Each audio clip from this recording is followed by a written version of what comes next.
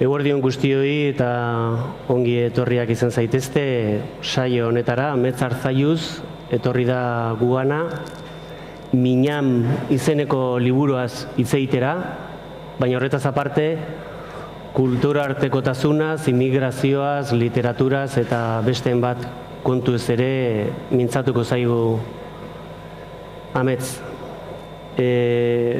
Berak idatzi du Miñan, berak idatzi du Ibrahima Baldarekin batera. Bueno, nik esango nuke Ibrahimak kontatzen duela liburua eta kontakizun hori Ametsek hitz bilakatu duela, ezta? Ezakit irakurri duzuen, baina ez baduzu irakurri kontatuko dizue pixka bat historia. Miñan pularrez esan nahi dut, pular hizkuntzaz esan nahi du, anaia edo anaia txikia? Edo arreba txikia. Edo arreba txikia. Nik hasieran liburuak pentsatu nuenen Miñan dela mina. Eta ezinbesteko harremane badu, ezta? Bai. Anaia desagertuaren bila doa Ibrahima Europara. Ibrahimak ez zuen joan nahi Europara. Ibrahimak Ginean egin nahi zuen lan. Ginean familia baterekin nahi zuen. Ginean kamioiekin lan egin nahi zuen. Baina anaia txikiak Europarako bide hartu zuen eta bera anaia txikiaren atzetik ere Europara iritsi zen eta zer diren gauzak, orain Europan dago Ibrahima. Halako kortakizun gordinak bazakit. Argi adierazten digo nola baldintzatzen gaituen edo bai, nola baldintzatzen gaituen jaiotze lekuak, ezta? Eta bizitzan gainditu behar ditugun oztopoak eta problema benetan zeintzuk diren ederki baten azaltzen digu liburu honek. Ez gure eguneroko arazoak horiek ez dira oztopoak. Bueno, izan litezke. Baina beste volumen eta tamaina handiko arazoak ere badirela munduan, jakinarazi dizkigu Ametsek eta bueno, Ibrahimak be bai. Bueno, bada hemen dago gurekin Amets Arzalluz, suposatut askok ezagutuko duzuela, Amets Arzalluz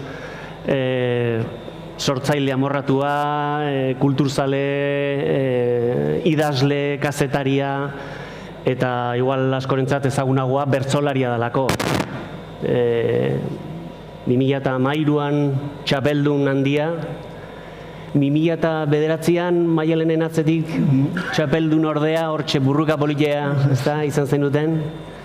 Baina, bueno, 2013an txapela handia jantzi zuen buruan, eta, bueno, beste txapelketa asko irabazita, ez da, Xilaban ere hainbatetan, da bertsolari perfektu horietariko bat, esango nukenik.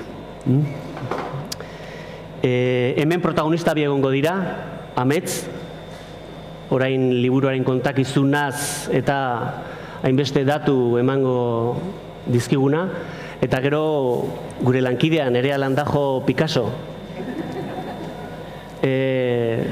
Bueno, hemen sortuko dena pixka bat irudi bilakatuko duena. Bueno, zuekin guztiokin Amets Arzalluz. Mesedez txalo fuerte bat Amets Arzalluz.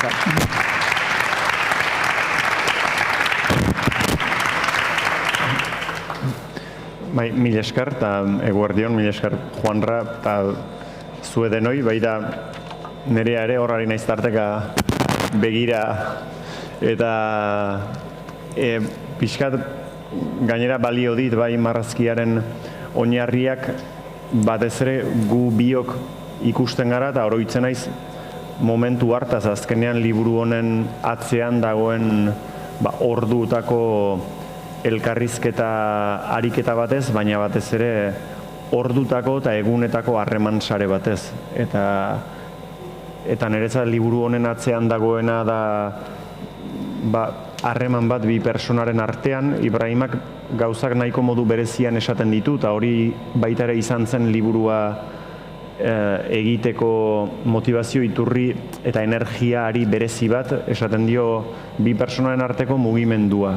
Harremanari deitzen diola mugimendua, eta iruditu zen aski modu polita esateko, azkenean zer da biren arteko harremana ez bada ari bat etengabe mugitzen ari dena, eta tinkatzen den batzuan alde batera bestera, eta horren inguruan josten den oihal bat. Ba, Ibrahimarekin bizitzak ekarri dit, eman dit, halako oihal bat, eta oihal horren gainean pausatua dago hemengo kontakizun, bizitza, eta alegin hau. Azken finean ni ez nintzen liburu bat idazteko asmotan hurbilduaren gana,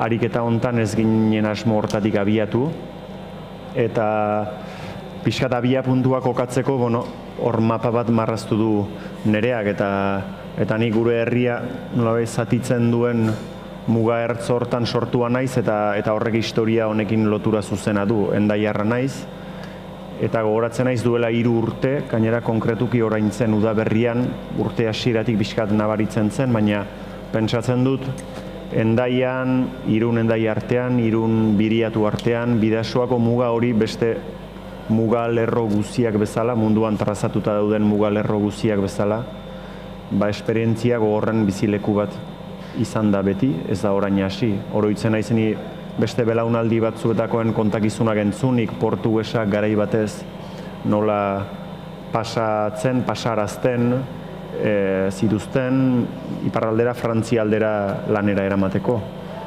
Orain ez dira inbeste portugesak, izango dira portuges batzuk ere, behar bada beste bide batzutatik pasatzen direnak, edo europarrak izanik, konkretuki puntu hortan hainbeste oztopo ez dutenak, behar bada Frantzian lanean asterakoan bai, baina orain bada migrazioaren puntu delikatu eta nagusietako bat gure Bidasoako muga. Gainera azken hilabeteotan are gehiago. Duela 3 urte pixka bat fenomeno hau, nabarmen bisualizatzen hasi zenean, azkenean nik esan dizuet Hendaiarra naiz, ez naiz Hendaian bizi, baina maiz ibiltzen naiz, Hendaia eta Irun arteko bide hori aski bide umean nintzenean ez, baina beti egoten zen kontrol polizial hori nolazbait kendu zenean eta Schengeneko Europarez geroztik, aski bide erresa izan da, gu lagun artean maiz pasagara, baita ostatura joateko, baita gozokiak erosteko, edo zertara Hendaiatik Irunera, oinez motoan, bizikletan, eta gaur egun pasa liteke baita ere autobusean, trenean, euro bat terdi ordainduta, Irungo plazatik hartu eta Hendaiako hondartzara. Eta informazio hau ematen dut, hain zuzen, importantea delako informazio hau iristen den migrantearentzat. Bestela migrante batek Afrikatik zeharkaldia egin duenak eta gure herria zeharkatzen ari denak bere migrazio bidean, muga bat aurkitzen duen leku bakoitzean, noski traba, komplikazio, burua uste eta arriskua handi bat aurkitzen du, ikara handi bat, eta mugak zeharkatzeko behar izan dituen konplize aprobetxatu horien beharra baitere askotan, eta Bidaso hartzean existitzen dira. Orduan, 2018an hasi ziren iristen gero eta gehiago, esango nuke, eta Irunen hasi zen antolatzen Irungo Harrera Sarea bezala ezagutzen dena, voluntarioak, gure herrian, gure kale hartzean, gure etxepean ikusten ari ginen egoera horri nolazpaiteko erantzun humano bat eman nahian antolatu zena, oso modu improvisatuan. Migrantea iristen delako, da esan dizuet, gelditzen da muga baten aurrean ikara, alerta eta arrisku egoera baten aurrean, eta behar bada diru asko ordain lezake Irundik Hendaiara pasatzeko, edo pasako duela hitz emango dion bati, eman eta gero azalduko ez den bati, baina jakinezkero autobus bat hartzen dela, edo tren bat, euro bat terdi ordaintzen dela, da gutako edozein sartu litekela horietan, gutako bat bezala, zeitik ez haietako bat. Informazio hori beharrezkoa du, bidean segitu alizateko alik eta diru eta indar gutxiena gastatuz, aski gastaturik iristen direlako noski. Orduan Irungo Harrera Sarea bereziki hortarako antolatu zen, hortarako dago informazio emateko, harrera minimo duin humano bat egiteaz bat, informazio emateko gure herria zeharkatzen ari den jendeari aski lanekin datorrena, eta ez duena zertan lan gehiago izan gure herrian zehar ibiltzeko, bere baitarik segitu dezakena diru gutxi gastatuz, eta albada inor hartaz aprobetxatu gabe, eta inor jazarri gabe mugan. Gaur egun egoera hori ari da oso komplikatua bihurtzen, beraz aldatzen ari da pixkat, baina noski gero jantziak, jana, batzutan eritetxera lagundu, denetarik egin behar izan da, eta egiten da Irungo Harrera Sarean. Instituzioek egin beharko luketena, egiten ez denez, beste gisa bateko sare zibilen bidez antolatua. 2018an udaberrian hasi zen antolatzen, oraintxe 3 urte hasi zen modu improvisatuan Irungo Harrera Sarea. Maitxo bat da Irungo plazan, egunero montatzen, desmontatzen dena, egunero bilera bat egiten da, egunero iristen da jendea, eta egunero abiatzen da. 2018an, 8 hilabetez, udaberrian hasi zen antolatzen, beraz, apiril maiatzetik abendura, 10.000 persona lagundu, ezagutu, kontseilatu, hurbildu ziren. Kalkula genezake beste 10.000 izan zitezkela Irungo Harrera Sareak ezagutu gabe, beren bidea egin zutenak auskalo nola. Alegia egunero dimensio bateko fenomeno bat da. Geroztik ez dira hainbesteko kopuruak, pandemiaz geroztik aldatu dago, baina egunero iristen da jendea, egunero abiatzen da jendea. Seguru gaur, maila montatua dagoela Irungo udaletxe aurrean, eta 11etan bileratxo bat egingo zela, eta egongo zira 4, 5, 15 edo 20 persona. Eta gaur egun gainera behin eta berriz saiatzen ari direnak Hendaiara pasatzen, eta etengabe atzera entregatzen dituztenak, eta gero eta arriskua handiago hartzen ari direnak, berez guk 2 pausotan egingo genuken zubi bat zeharkatzeko. Pixkat, egoera hortan sortu zen liburu honen harremana, ni tarteka hurbiltzen nintzen, laguntzera, frantsesez hitz egiteko aukera dudanez, pixkat erresago da, Afrika mendebaldetik datorren migrazio horrekin komunikatzea. Tarteka hurbiltzen nintzen, goizero itzuli txiki bat egiten genuen, Irungo tren geltokitik hasi, 2 mugertzak ikusi, beharrean zegoen jendea detektatu edo hurbildu eskaini, eta gero bileratxoa Irungo plazan.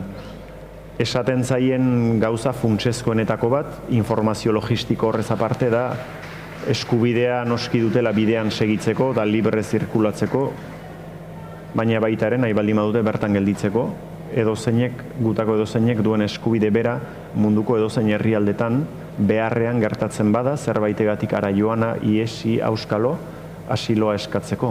Behintzat eskatzeko eskubidea, edo norena da, eta nola ez, migrante batena, beste guztiona bezala. Hori esplikatzen zaie, nahi izan ezkero, nahi baldin badute gelditu, eskubidea dutela eta lagunduko zaiela Donostiko komisaldegira, kasu honetan, Polizia Nazionalarena, paperak berritzen diren leku hortara, asilorako tramite hortan abiatzeko. Beste gauza bada ze erantzungo zaien, baina eskatu, nornaik eskalezake, noski haiek ere.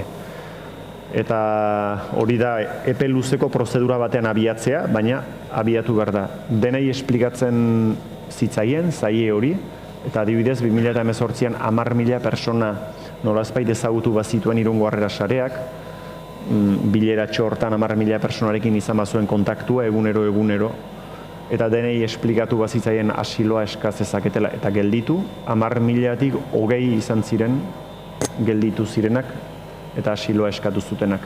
Noski asiloa eskatzen duenak komisaldegira joan behar du, eta istorio hau, edo istorio honen bersio laburtu bat, uniformez jantzitako polizia baten aurrean kontatu.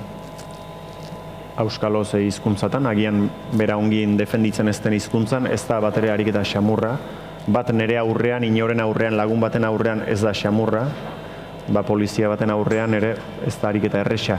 Orduan asiloa eskatzen zuten hoiei eta prest zeudenei beren historia kontatzeko hasi nintzen elkarrizketa laburrak egiten, beraiek komisaldegiko interrogatorio hortan paperezko euskarri bat izan zezaten, ahozko kontakizuna laguntzeko eta gero entregatzeko. Poliziari emateko, 2 horri, 3 horri, dena txosten labur bat beren historia zekarrena. Ibrahimari hortarako inionik elkarrizketa, hortarako hasi ginen, astelen goiz bat zen goratzen aizelena Irunen, banku batean, parke batean. Puska batzuk kontatu zituen, eta orduan berriz gelditu ginen, segitu genuen, baina beti ere helburua zen Donostiko Polizia Nazionalaren komisaldegira joaten zen egunean, handik 10 bat hilabetera zen hitzordua, txosten labur bat eramatea, ea pixkat konsideratzen zuten haren historia. Jakinda esperantza hundirik etzegoela, zoritxarrez asilo eskaerak askotan nola bukatzen diren ezagutuz, eta Irungo batzuen kasua ezagutuz gainera. Baina, behintzat alegin bat egin eta hortarako zen ariketa, hortarako hasi ginen, ez genuen burutan libururik, ez irakurlerik burutan ez bazen polizia bat, talde bat, asilo eskaerak tratatzen dituena. Eta uste gabe, pixkat, beste forma bat hartzen joan zen, gero denboran zehar, eta ontara iritsi ginen. Baina historia bola hasi zen, eta hau da, pixkat, liburu honen atzean dagoena oial hontan bildua harremanarekin batera. Atrebentzia barkatuko diazue, baina lehenengo satia irakorriko dizuet. Ni Ginean sortu nintzen, baina ez Ginea Bisaun, ez Ekuatore Ginean. Bada beste Ginea bat, Konakri duena hiriburutzat. 6 herrialderekin egiten du muga, 3 esango dizkizut, Senegal, Sierra Leona eta Mali. Han gertatu nintzen, sortzean. Ni Fula etniakoa naiz, eta gure hizkuntza pularra da, baina hitz egin nezake malinkez. Zuzuz ere moldatzen naiz. Ginean 25 hizkuntza hitz egiten dira, frantsesa ere bai, 26. Hori ere badakit, eskolan ikasi nuelako. Baina ni Fula naiz, pularrez hitz guztiak dakizkit. Zuzuz 1000 hitz baino gehiago, eta malinkez zuzuz baino pixka bat gutxiago. Frantsesez ez dakit zenbat hitz dakidan. Zuzu hizkuntzan ogia tami esaten da. Eta aita baba. Malinkez ama na esaten da. Eta mina dimin. Ni mundura ekartzean ama hiltzorian egon zen. Lodiegian nintzelako eta odol asko galdu zuen. Pularrez odola ji jan esaten da. Eta mundua aduna. Aduna alde honetan tokatu zaigu guri. Ze kontraste eta... Bai, gu mundu edo aduna zati txiki hontan jaio gara eta noski horrek erabat baldintzatzen du gure bizi modua, naizta hemen ere desberdintasun handiak bat diren zalantzarik gabe. Beste mundu zati batean sorturik, desberdintasun horien abia puntua oso diferentea da. Eta niretzat kasu hontan horreitik garrantzitsua zen baita ere liburua Ibrahimaren historia, migrante baten bidea, bere haurtzarotik, kasik bere jaiotzatik abiatzea, naizta urrunago jo genezaken noski, herrialde horien historia oso markatua dagoelako azken mendetako historiaz, kolonizazioaz, horien ondorioaz, oraingo egoera estrukturalez eta Frantziaren eragineaz oraindik konkretuki Ginean, baina migrante baten bidea edo abiatzeko erabakia ez da abiatu goizean sortzen, seguru asko haurtzarotik ontzen doan fruitu bat bezala da, hango bizi baldintzek, hemengo mundu zati honek han sortua duen egoerak harrapaturik daukalako orduan noski, bani adibidez historio hau jakin baino lehen, entzun baino lehen, Ibrahima ezagutu baino lehen, Irungo Harrera sarean pixkat migrantekin harreman hori izan baino lehen, noski banuen kezka bat edo kontzientzia bat ustez munduaren desorekez, injustiziez eta ezberdintasun handiez, ez? Baina oso diferentea da pixkat kontzientzia abstraktu hori, esan dezagun, edo kezka eta ideologia naizta oso markatua izan imaginazio abstraktu bat bezala da, baina zure ondoan dagoen persona batek eseria bere ahotik, bere aurpegitik gorputzean ikusten duzu kontatzen dizun historia, eta hor mundua momentu hortan oso diferente marrazten da, bai zure gorputzean, zure ondokoaren gorputzean, zure kontzientzia ere pixkat konkretuagoa da, larritasuna esango nuke handiagoa eta tripa pixkat korapilatzen dizu. Nik elkarrizketa egiten genituenean hor marrazkian dagoen bezala, hola orduak pasa ditugu eta elkarrekin elkarrizketak egin, gehienak Oñatin izan ziren, zeren asiloaren bideak Oñatira eraman zuen Ibrahim hasiran. Oñatitik etxera itzultzen nintzenean goratzen naiz, oraindik dauzkazu igual bizitza puska horiek, ahots zati hori, eta batez ere nahasmen bat barruan zuk munduarekiko ikuspegi bat lehenago modu abstraktuan zen eukana, eta hor sartzen ari zaizuna oso diferenteak dira, eta esango nuke ez dela erresa gainea, ez dela erresa digeritzen hau dena entzutea. Baita ere zaila egiten zaite hau esatea, zeren eta errezena ez dena da kontatzen. Kontatzen duenaren larritasuna askoz handiagoa da, nik entzuten nuenaren aldeatik bizi dut, orduan korapilatzen zaitu eta uzten zaitu ikutua. Baita ere hori azken energia bat da gero eta indar bat bezala hartzen duzu, baina digestioa gogorra dela esango nuke eta hor segitzen du zure baitan mundua bizka diferente ikusten hasten zara. Igual liburu irakurri duzuen hori ere gertatu zaizue, niri behintzat gertatu zait, historia irakurtzean, lehen esan dudan moduan, nabaritu dut Ibrahimek kontatzen zuela liburua, eta gero Ametzek idazten zuela liburua. Baina irakurtzerakoan nik buruan neukan Ibrahim eta ez Ametz.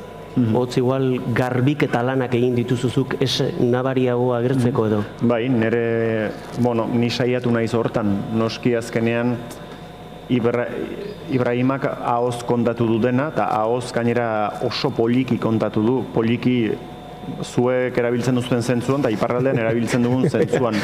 Zinez, modu gogorra zaite esatea, zera historia gogorra eta krudela da, baina modu eder edo indartsu batean kontatzen zuen, ahozkotasunaren zantzuak bazituen, idazten jakin gabe ere literatura bat bazuen ahotik zerion.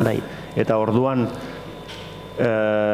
hori sumatzen nuen eta ni saiatu naiz ekartzen bere kontakera, bere ikuskera eta bera ni aliketa gutxiena azalduz. Azkenean zuk eskua jartzen duzunen oski esaldietan zure eskuaren forma harrapatu zenezakean edo hemen, baina pasadut denbora egia esan idazten bezala gero ezabatzen, nire itzala kentzen, nire ustez garrantzitsuena zelako bera agertzedin, esan dudan bezala, bere kontatzeko modu berezi hortan, bere gauzak ikusteko modu hortan, eta aliketa transparenten izaten saiatu naiz, noski da misio imposible bat, baina alegindu naiz hortan, eta niretzat oso importantea izan da historia hau bere gordinean, baina bere modu gardenean ekartzen, berak hitz egin zezan zuzenean, eta berari entzun genezaion. Azkenean, nire burua ustea handiena izan da, hizkuntza bat asmatzen euskera bat, azkenean ez diogu elkarri euskera egiten.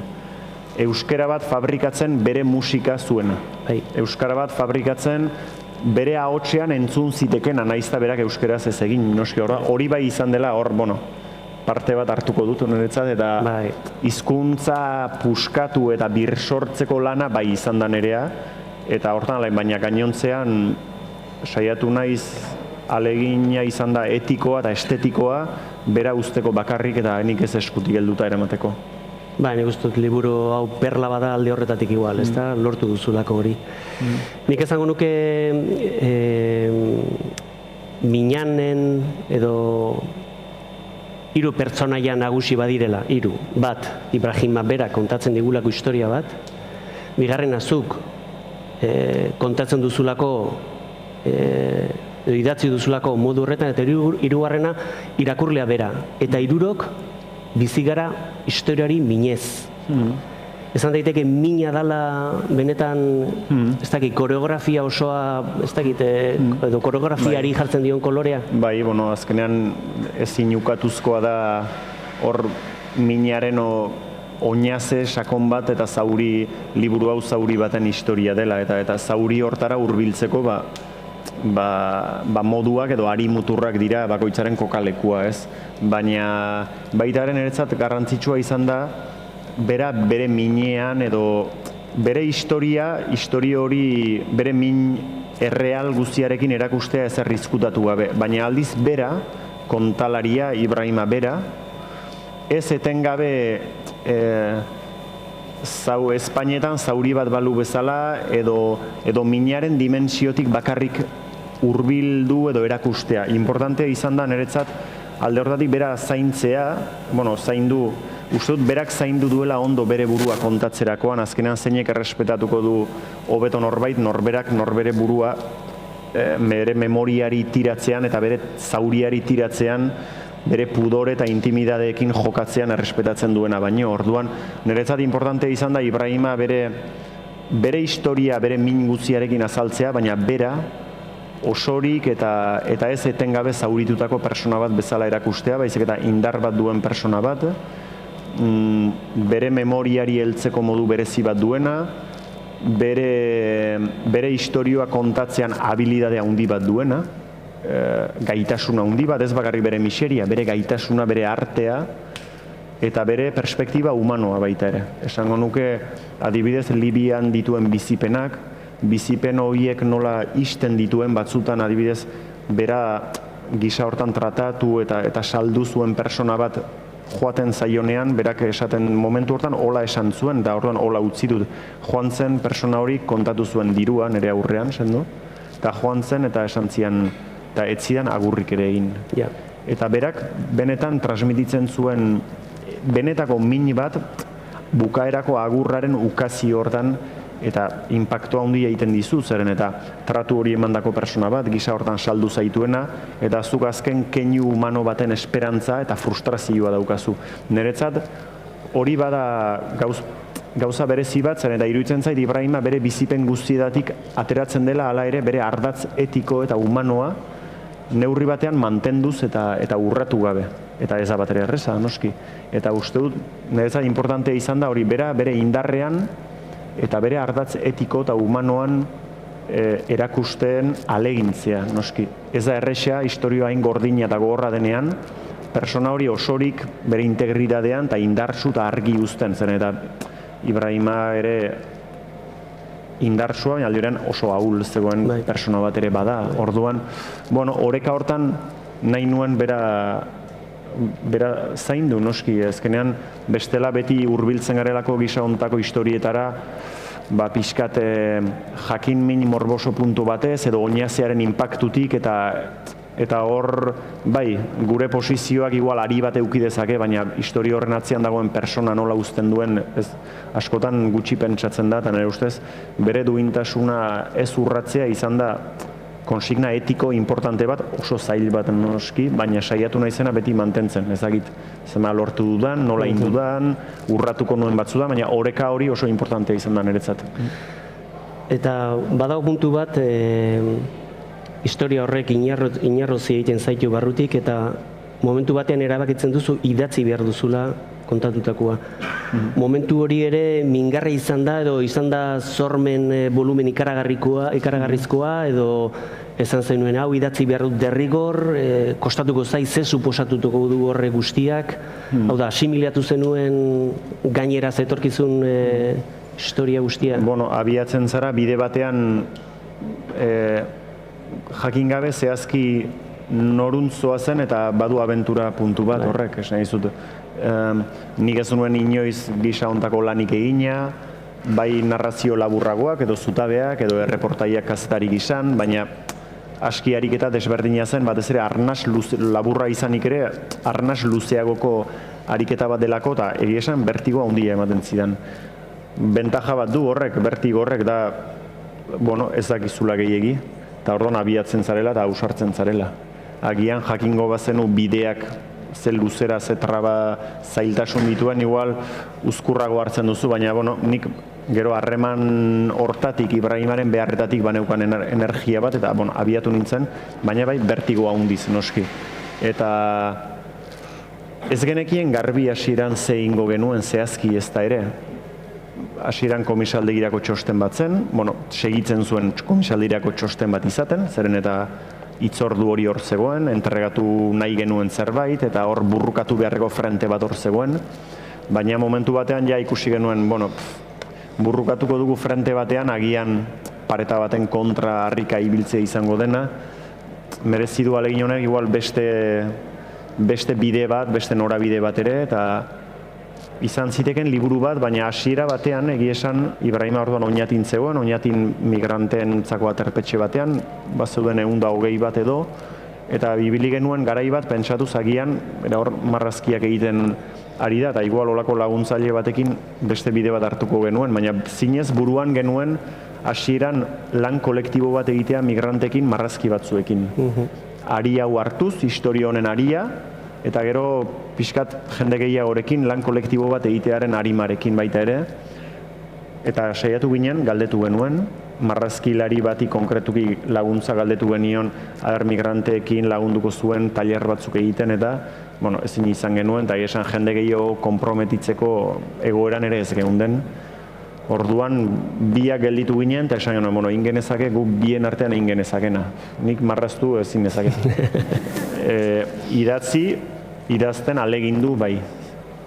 Eta Ibrahimak kontatu, biztan dena baietz, naizta ez ariketa erresa izan hori da.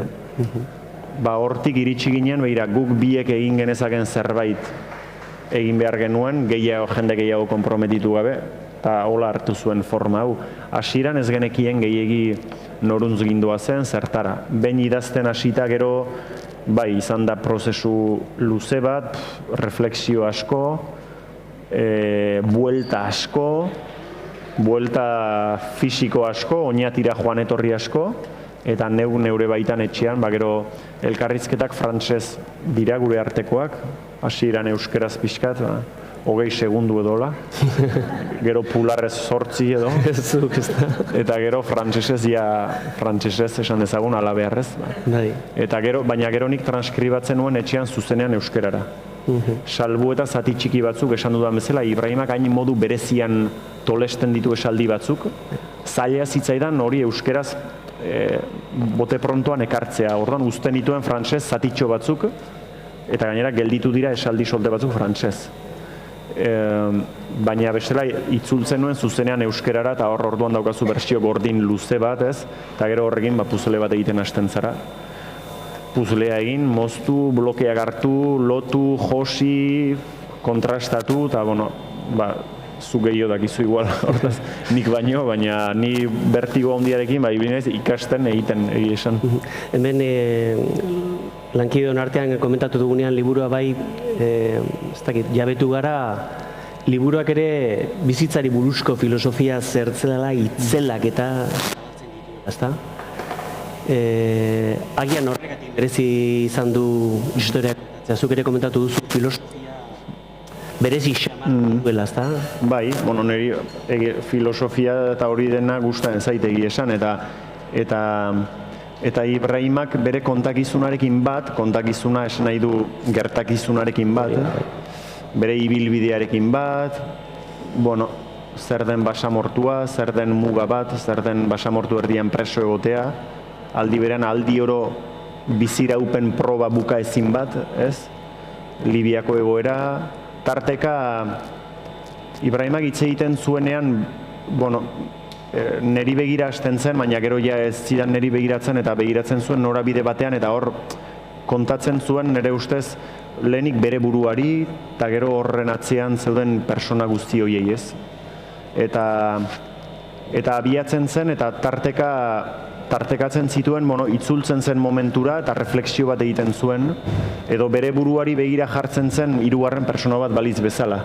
Eta bere memoriari adibidez, eta goratzen naiz pasarte batzu ez esaten du memoria zer da, eta berak zenbat aldiz pentsatu izan duen, nik hau dena egun batean ahaztu ahal izango dut. Eta esaten du, baina, goratzen nahi esaten zuen, baina ahazteko zerbait, esaten zuen burua da armairu bat bezala, eta armairu batean gauzak ateratzeko sartu behar dituzu gauza berriak. Eta hola lekua okupatuko dute, eta zarroiek igual baztertzen joango dira. Eta holako metafora batzuk egiten zituen refleksio filosofiko momentuko batzuei buruz, izugarri bereziak, izugarri bisualak, sinpleak, eta oso ongi esanak. Eta orduan, neria alde horretatik erresa izan da, esan dut beste hizkuntza batean armairu hori montatu, baina ritmo pixkat eman, baina pasarte batzuk daude kasik berak esanak bezala. Eta ni unkitzen ninduen, noski orduan harrapatzen ninduen, eta gogorra da esatea, zeren eta unkitua da minez bizi duzu, baina gustatzen zitzaidan nola egiten zuen, harritzen ninduen. Orduan, harridura hortatik saiatzen zara forma ematen euskeraz, eta bere refleksio zatiak nezat importanteak dira, baita ere kontakizunean arnas bat ematen dute behar bada, eta aldi berean errealak dira, zeren eta holaxe gertatzen zen. Noski gerozuk puzzlea osatzen duzu, eta eman behar diozu forma bat, hau zen askoz anitzagoa, dispersoagoa, zera, baina erreala zen hori guztia.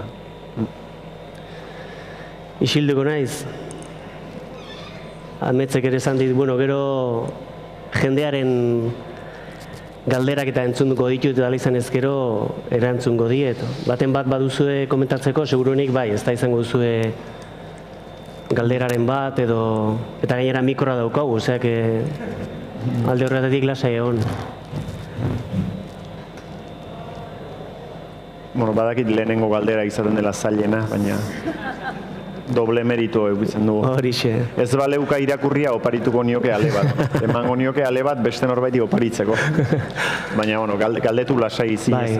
Honi buruz, edo esandakoi buruz, Ibrahimaren egoerari buruz, edo datorkizuena galdetu lasai. Lehenengo aiterakoan, ja, beste bidea zabaldu. Animatuko dira, bai.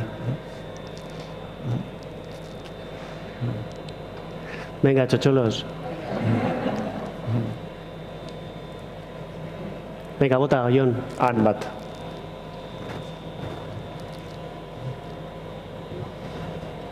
Ulertu dut, ez dakit entzuten bada, bai? Ulertu dut kafe bat eta pintxo bat dagoela galdera egiten badugu, ez da? Bai. Nik esan den liburu bat, Hori argi dago, bai, komplemento modulez. Galdera txikitsu bete, amets. Hau, esperientzia bizita eta gero, ze konklusioak ataten dozu, konklusio personalak. Hori da pintxo bat, ez bokadillo bat. Bueno, esan dizudan bezala, pasatzen duzu denbora digestioa egiten, ez? Eta digestioa egiten duzu edo egiten segitzen duzu, zeren eta historia horrek segitzen duzure baitan, eta orain hizketan ari naizen bitartean ere etortzen zaizkizu olako intuizioak, ideiak, oroitzapenak, memoriak, eta ze esango dizut, behar bada gauza bat izan litekena pixka, ze konklusioak hainbat dira, eta esango nuke egia dela geroztik informazioari modu diferente batean begiratzen diozula. Nik noski, kazetari gisan ere segitu izan dut aktualidadea, gustatzen zait, bai notiziak, egunkariak, bestelakoak astekariak, edo telebistan, edo dokumental bat ikusten duzu, eta gai honi buruzkoa iristen zaigu, askotan tragedien bidetik, ez? Eta harrapatzen zaitu distantzia batera, eta behar bada ja hurbildu zarenean beste gisa batez, distantzia hori asko laburtzen da. Eta gogorra da, baina gu bizi gara aktualidadea konsumituz oso modu frenetikoan. Eta orduan, naufragio baten 20 segundu pasatzen dira, eta gero hurrengo albisteak jaten du kasik sentsazio hori segunduetakoa da, eta pasatzen da, eta frenesia hortan, azkenean eramaten gaituzte, zeren eta bestela ezingo genuke bizi, esango genuke. Eta benetan jabetuko bagina, eta ikusiko bagenu, eta sentituko bagenu munduan etengabe gertatzen dena, eta gertatzen ari dena, ezingo ginateke bizi, zeren eta izugarria da. Hori imaginatzen duguna gainditzen du askotan, eta hain da estremoa, pentsatzen dut, benetan kontziente eta sentimentuan barne bagina ezingo litzateke asumitu mundu honen funtzionamendua. Orduan modu frenetiko horrek badu eramangarritasun bat. Baina gisa ontako esperientzia bat bizita gero, frenesia hortatik baztuan ateratzen zara pixkat, eta diferente unkitzen zaitu, diferente eragiten dizu, eta pixkat gelditzen zara zaurituagoa, esango nuke. Eta, zaurituago bizitzea ez da erresa, igual batzutan, baina indar bat ematen dizu baita ere, eta afrontatzen duzu bestera batera. Eta konkretuki adibidez, askotan lotxa puntu bat ni Irungo Harrera Sarera hurbildu nintzenean, aurkitu nuen interneten telefono bat, etzen izan nire arreba edo antzeolako, eta norbaiten bidez aurkitu nuen telefono bat, deitu nuen, eta jakin gabe zertara nindoan atrebitu nintzen, eta gero eskerrak zeren, eta pauso horri esker, gero urrengoak asko xamurragoak dira. Uste dut, konklusioa ateratzen duzuna dela da askotan lotxatuta eta uzkurre goten zara, egin nezake zerbait, baina egia da, ez da erresa hurbiltzea ere. Pausoa eman bar duzu, hizkuntza zein godut ezakizu.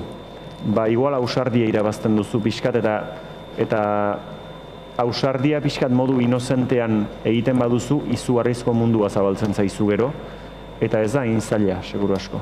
Ez da inzaila zerbait egitea, eta zerbait horrek mila forma diferente izan litzake, baina gauza gutxi ere askotan asko da, Zeren eta beharrak hainbestekoak dira jende horrenak. Eta hain gutxirekin iristen dira, momentu bat, begirada batek ja asko aldatzen diela.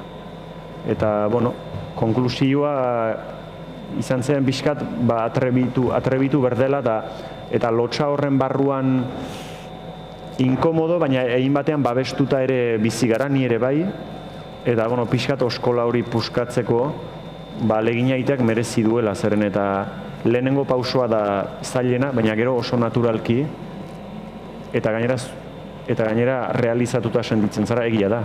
Realizazio bat ematen dizu, indar bat ematen dizu, eta bueno, mundu horri guztiari buelta emateko, bazkenen ondarrale asko berko dira, eta bakoitzak beria jarri dezake, eta atrebitu inbar da.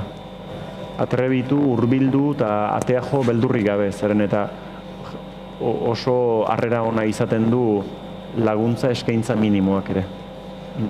Eta gero, bueno, beste milaka, adibidez bat aipatzearren importantea dena eta baita ere autokritikan sartzearren, bizkat egiten den Irunen dauden egiteko moduen inguruan, eta eztabaida handiak daude, eta nire ustez ez zaio nahiko garrantzi ematen gainera gu euskaldunak izaki, eta guk gure hizkuntzaren esperientzia hau eta kontzientzia hau dugunez, harritzen naiz batzutan ze sensibilidade edo ez, nola esango nuke, nola ez dugun eukitzen reflejoa beste hizkuntza batzuetara hurbiltzeko, eta adibidez, Irunera iristen direnean migranteak etortzen dira gehienak Afrika mendebaldetik, gehienak frantsesarekin ere, neurri bateko frantsesarekin, baina haien artean ez dute sekula frantses hitz egiten.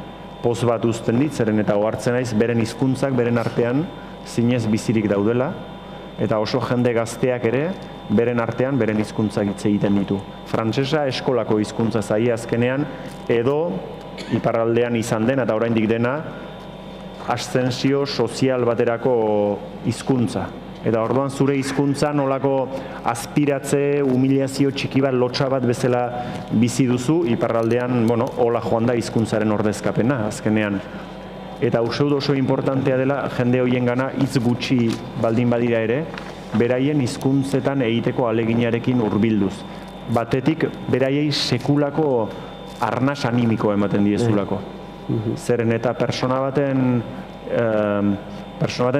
deszendentzia soziala hasia dagoen arrazakeria, dena hortik sartu dena osagai guzio ezagu batean, hizkuntzatik ere hasten da, hemen ere bizi izan da, bizitzen da, oraindik segitzen du, eta nola ez Afrikan.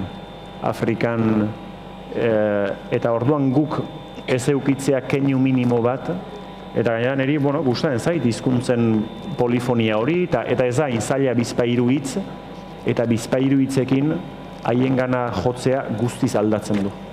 Eta uste dut importantea dela, eta Irunen ez zaiola nahiko garrantzia ematen, eta noski gero dozenaka hizkuntzarekin datoz, zorionez, dozenaka direlako, edo ehundaka iristen direnak normalean, bueno, bospasei dira nagusenak Malitik datozenak Bambaraz datoz, ez denak, baina Gineatik edo Pularrez, edo Malinkez, edo Susuz, Bolikostatik ja beste hizkuntza diferente batzuekin, baita ere, hiruzpalau hitz eginez haien hizkuntzan, uste dut beraiei diferente begiratzeko modu bat sortzen dela, eta modu parekideagoan sortzen dela harreman bat, eta haiek ere onartuago sentitzen direla.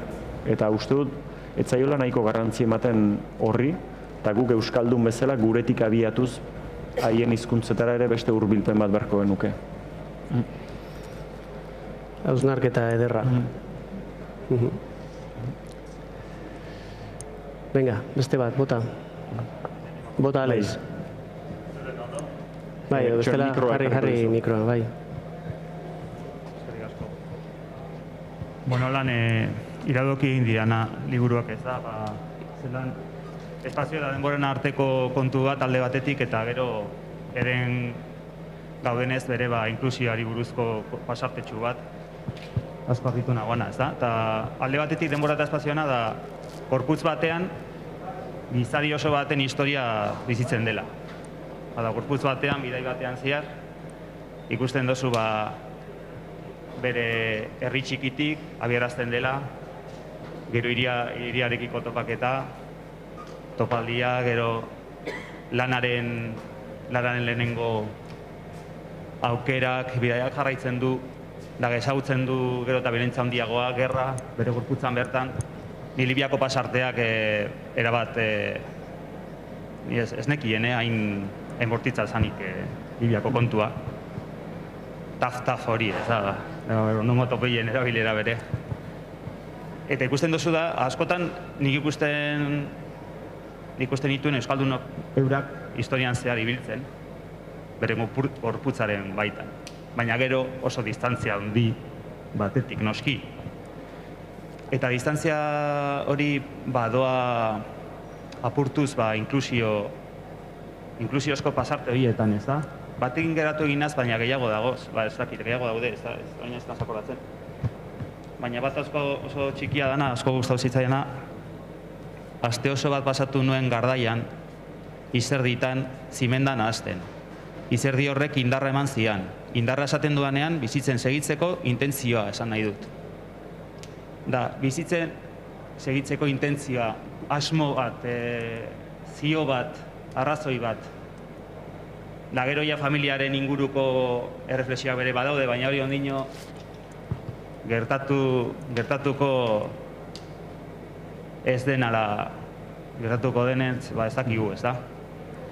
Baina hor, badaude gauzatzu nik sentitu nuen historio oso bat, gizariaren historio oso bat, edo herri, izan alda pula herria, edo herri oso baten historia gorputz baten barruan, eta zelan ondino munduan, dana hiper nolan esan egituratuta dago, eta badirudi dagola mapa txikiak ibiltzen mundutik, historia berbizitzen, hemen naia egituratuta dago, eta horrek ondino egitura horren bila.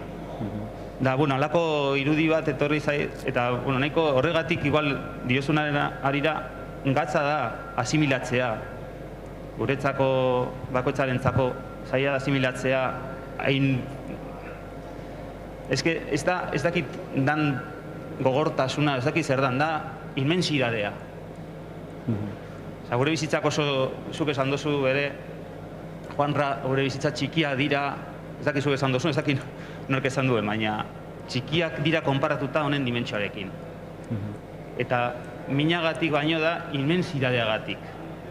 Hainbat gauza dira, gure bizitzak oso simpleak dira horrekin konparatuta. Simpleak edo oso ondo egituratuak, ez da? Hor etorkizuna da egunekoa ez dakizu zer emango dizun, hori da ezberdintasuna.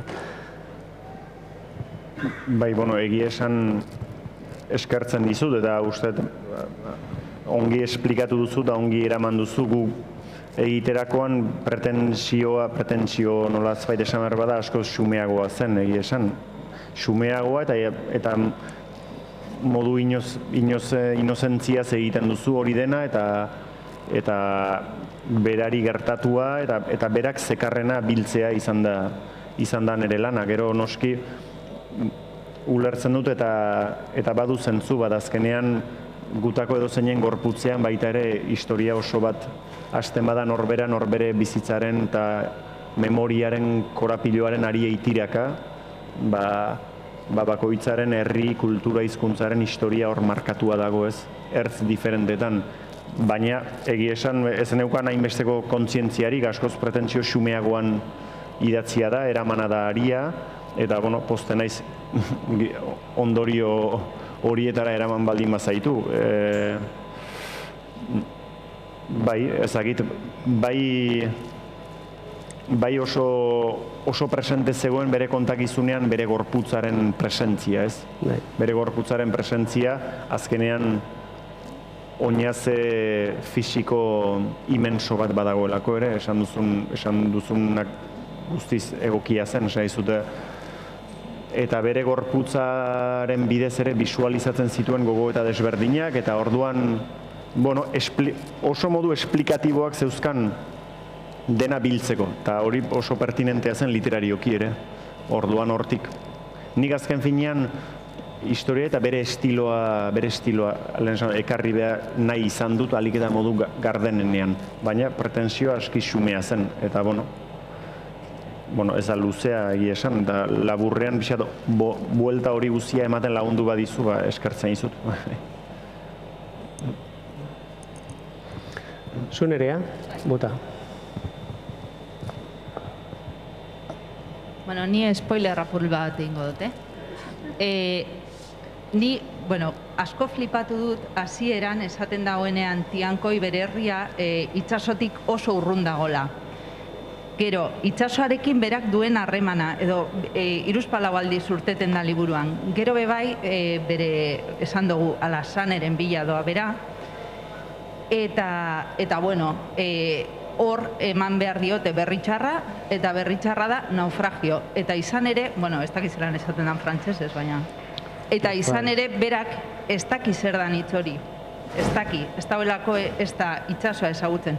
Eta azkenean, danadalakoa, grazia apur bat egin zidan, esaten dauenean, itsasoa ez dau balioi esartzeko. Ez dau balio? Jesartzeko, zertzeko esaten du, amaieran, ez da, bai. Eta oso modu errezean azaltzen ditu gauzak, eta berez oso gauza sakonak dira.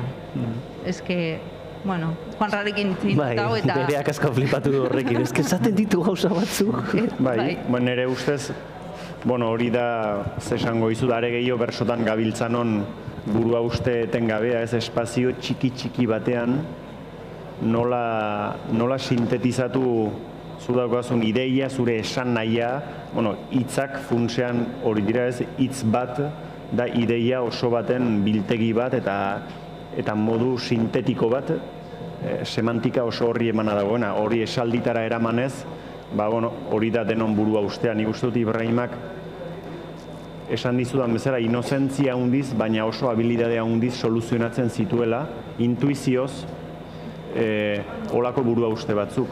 Eta orduan nire inpaktua eragiten zidaten eta alegindu naiz hori ekartzen, bueno, itsasoa ez da inor eseritzeko lekua, edo modu simple batzuetan esan litezke gauza ez komplikatuak, baina gauza arnas luzeagoko batzutan hitz gutxitan biltzen dira. Eta askotan laguntzen dute hortan irudi txiki bat gauza askoren adierazgarri da, hori da argazki batekin gertatzen dena, ez? Argazki bat ikusten dena gehi sugeritzen duen guztia da, eta esaldi batean, aurkitu ezkero oreka hori, hitz gutxitan behar bada asmatu zen ezake, baina, hori da esan ezagun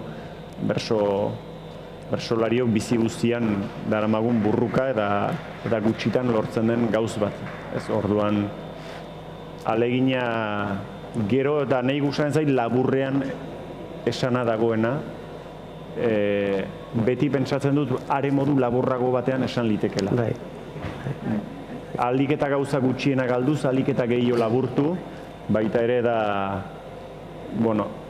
materialak bezala hitzak ere alperrik ez galtzeko filosofia bat eta reziklajearen aldeko zera bat egia da, baita ere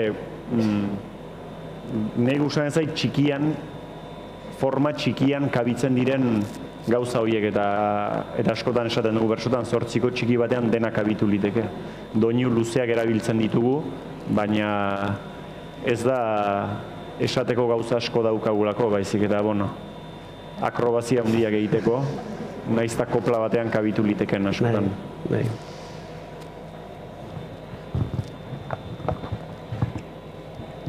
Honek esaten duzuna oin laburrean esatea, berak be esaten da momentu baten hori kilo esaten duela, kilometro esan beharrean, eta hitz luzeak erabiltzen badira gauza asko esan behar direlako eta sartzen direlako, eta hori etorri zait burura.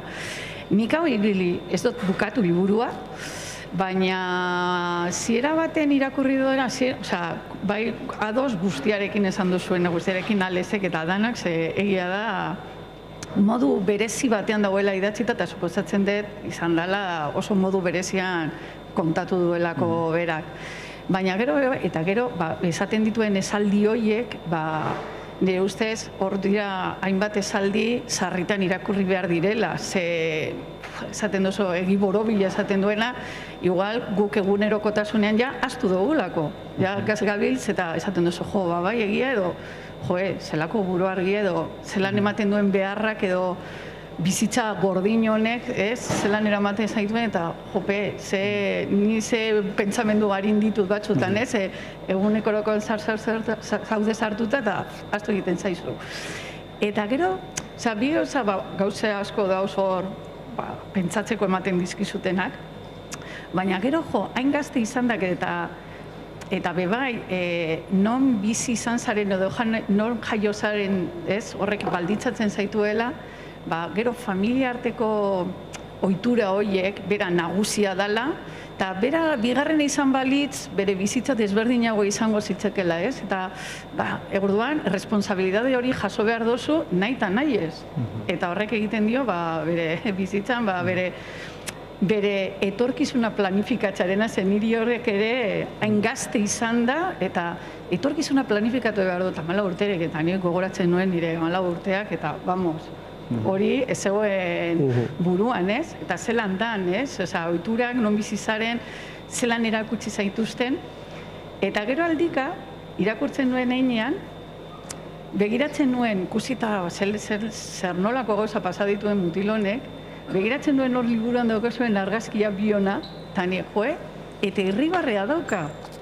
Eta irribarretxu dago, irribarretxu bat dauka, orduan, hori guztia pasata gero, eta ona helduta gero, eta pasata, alere kapasa da irribarretxo bat egiteko. Horrek ere, ematen du oso gogorra, oso gordina, baina bezalde batetik energia eta esperantza puntu bat ematen dizu, bai, ez?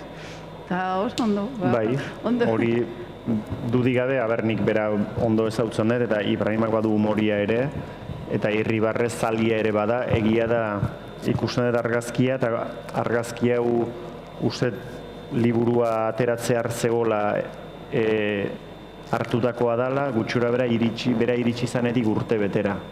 Goratzen naiz berak ere aldakuntza bat izan duela, eta iritsi zenean bai fisikoki, bai aurpegik eraz, azkenean berak asiloa eskatze erabaki, hemen nolazpait gelditu.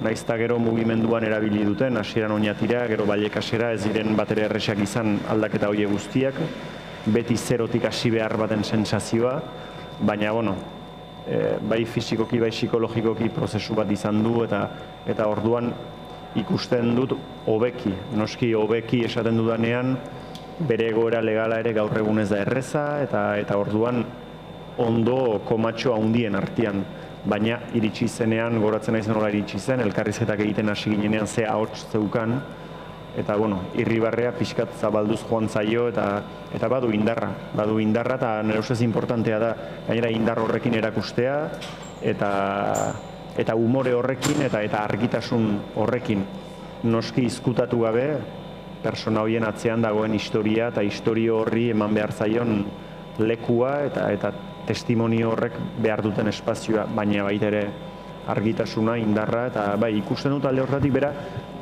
denak iritsi ez diren bezala.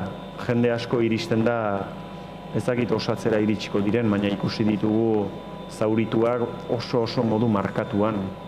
Eta momentu batean kontatzen dut, hori persona erreal bat da, eta Irunen zegoen persona bat, nolazpait nahasia zegoena, eta Ibrahimak espeatzen du, zehaitik, zu gisa hortan tratatu zaituztenean, eta desesperazioaren ertzean, eta ezinearen muturrean egon zarenean, zure buruagia ezin du gehiago, eta orduan nolabaiteko deskonexio bat badago buruaren eta gorputzaren artean, kasik osasunaren izenean, bestela ezin delako gehiago.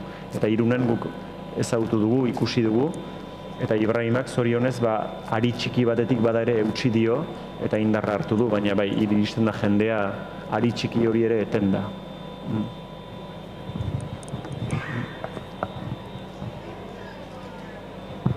Bueno, nik uste dut lehenik eta behin zoriondu behar zaitugula, ez? Liburua, zoriondu behar zaitugula. Juanrak esan duen bezala perla bat da. Nik aspaldian euskaraz ez dut irakurri, denbora falta, eta benetan irakurtzerakoan emozionatu naiz, tristea da, baina irakurtzeko gogoekin jarraitzen duzu, eta, esaten zidaten lankideak ikusiko duzu, negar ningo duzu, eta atzo gauean liburua bukatu ondoren esaten duen. Lortu dut, liburua gogorra da, oso ondo kontatzen du, baina ez dut negarrik egin, ez da. Hala ere, gaur hitz egiten asterakoan, batean malkoa, ez? Mugitzen dizu barrutik, ez da? Zuk esaten duzuna.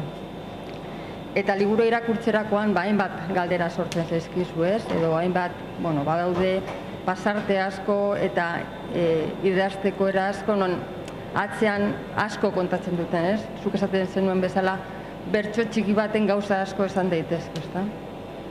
Baina badira bi edo hiru gauza gelditu zaizkidanak hor, ez da? Anai zaharrena izateak zelako pisua daukan berangan, ez? Nola doan anai txikiaren bila eta zelango erresponsabilidadearekin, ez da? Ez dakit gaur egun horrek oraindik berangan eragina duen, ez? Berak burua oraindik handaukan, ez da?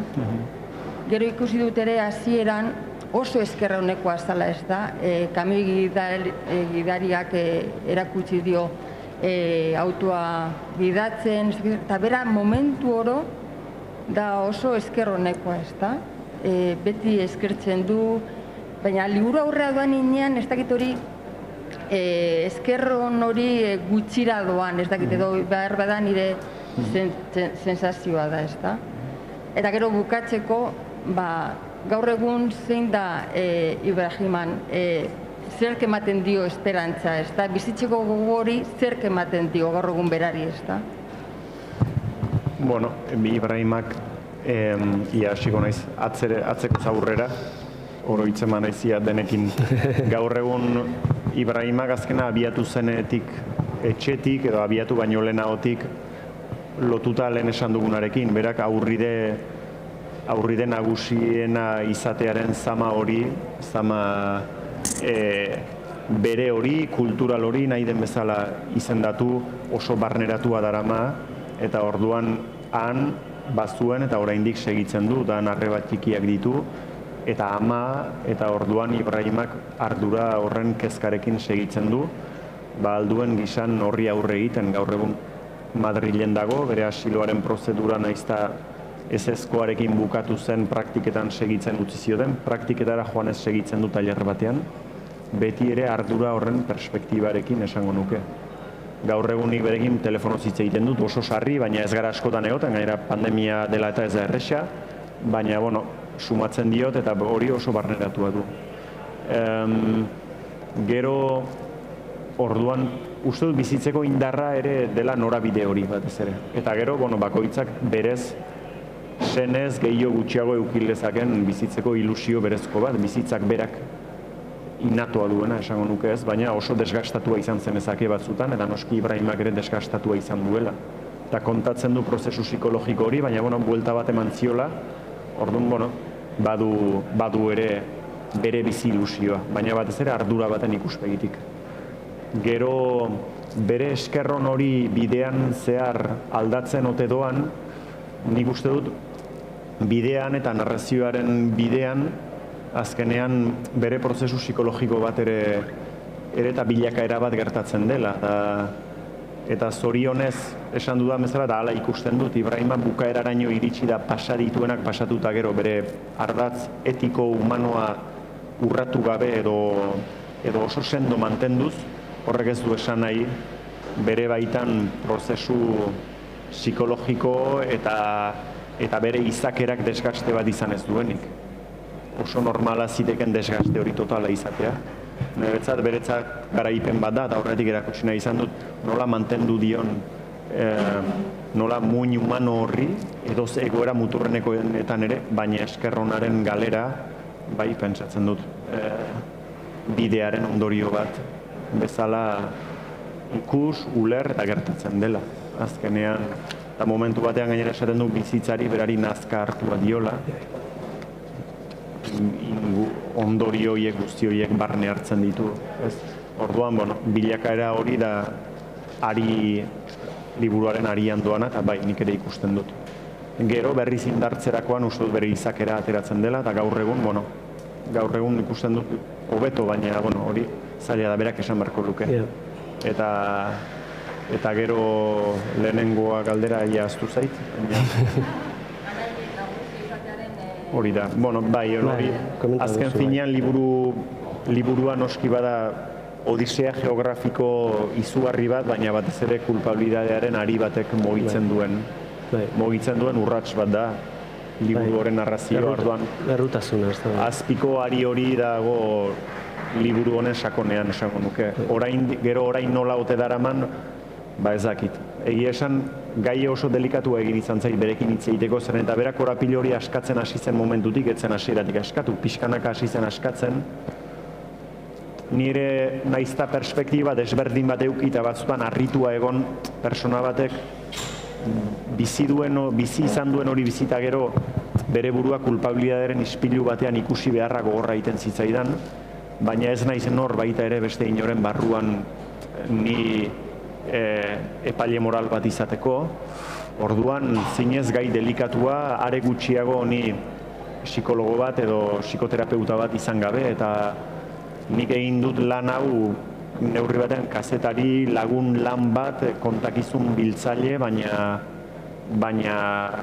modu baldarrean askotan noski psikologo, psikoterapeuta hemen profesionalen beharra handia dago zauri hauei heltzeko, eta iristen den bakoitzak beharko lukeen ere ustez arreta sakon bat alde hortatik, baina hain bete behar minimoak ere ematen etzaizkion jendeari, psikologo baten eske ez dakitzen izango da, baina dudarik gabe profesionalen beharra handia dago motxila horrekin bizi behar duenarentzat. Urrengo ikasketak, Amets. Bai, urrengo ikasketak. Badago lana bintzat. Denbora pasatu zaigu, ez dakit damutuko zaizuen beste bat ez egin izana, edo berriro atrebentzia parkatzen badia zuen ikaskenengo poema irakurriko dizuet.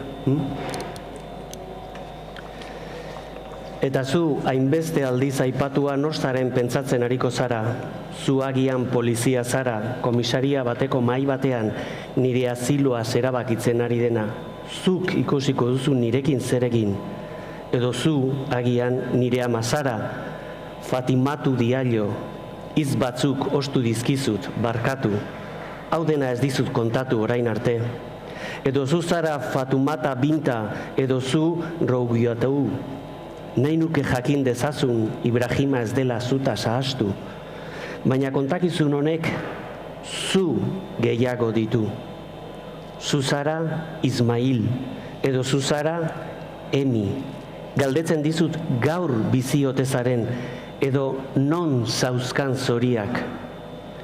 Edo zu zara behar bada orain bazamortua zeharkatzen ari zarena, edo basuan zaudena programa baten zain. Zuretzat ere bada informazio hau guztia. Edo zu zara onaino iristen lagundu didana, Oranen edo Irunen, zenbat zu.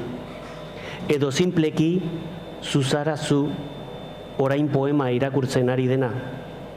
Esango duzu, zu hori ni naiz. Bai, nahi baduzu, zu hori zu zara.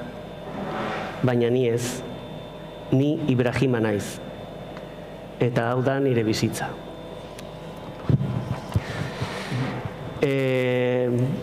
Eskerrik asko etortzegatik, Amets Arzallus bertsolaria da.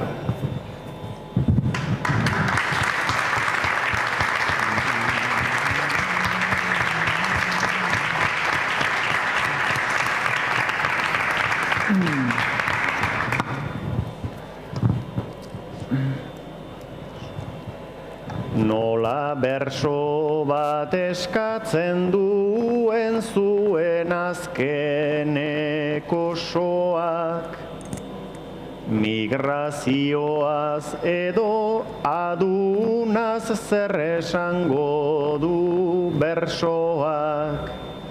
Hementxe datoz nere eskuak ta Ibrahimaren pausoak. Eskerrik asko zabaltzearen begiak eta besoak.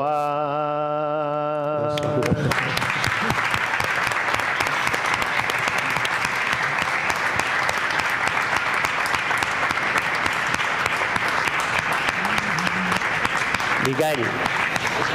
Eskerrik asko. Bikain.